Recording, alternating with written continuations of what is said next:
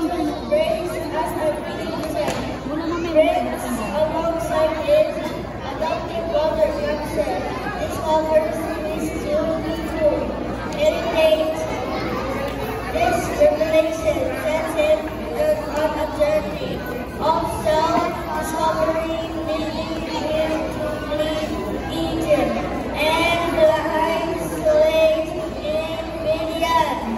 There he encounters God through a burning bush and is tasked with freeing the Hebrew slaves. Returning to Egypt, Moses clashes with Ramses now Pharaoh, who refuses to release the slave despite warnings and plagues. Ultimately, the angel of death strikes Egypt, killing Ramses' son. Moses leads the Hebrews out of Egypt, parting the Red Sea to escape the Philistine army. Ramses' refusal to accept the losers.